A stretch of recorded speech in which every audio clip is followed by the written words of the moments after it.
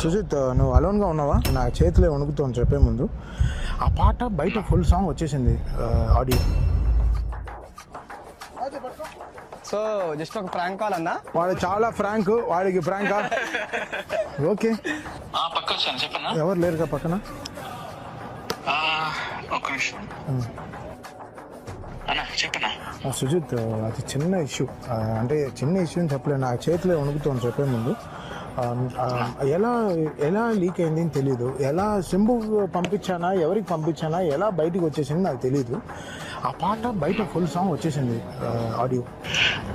నాకు అసలు అర్థం కావట్లేదు ఏం చేయాలని. మన టీం నుంచి అంటే అదే మన టీం నుంచి ఎలా వెళ్ళిందని ఆలోచిస్తున్నా.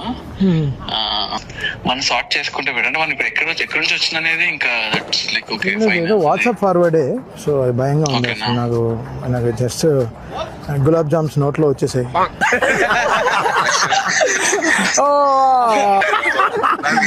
ఫోన్ చేసి నీకేదన్నా కూడా సోకేళ్ళన్నా అని అంటారు.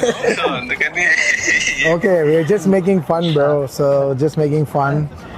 అది ఎలా బ్రో లీక్ చేస్తాం, అసలు వదులుతామా? అసలు లాక్లు వేసావు, నవతాలు లాక్లు ఏమో ఫోన్లకి, అంత జాగ్రత్త చూసుకోము మనం. అంత 5 సాంగ్ గురించి బయటికి రాకుండా ఉండడమే అసలు చాలా గ్రేట్. నేను నాకు అప్పుడప్పుడు అనిపిస్తూ ఉంటది, అంటే అంత సాంగ్ అంతా మళ్ళీ చూస్తున్నప్పుడు అరే సాంగ్ వచ్చినప్పుడు యూనో పబ్లిక్ రియాక్షన్ ఎలా ఉంటది అనే ఒక థాట్ ఉంది కదా. So let's heat it up bro. Done అన్న. Bye bro. బాయ్.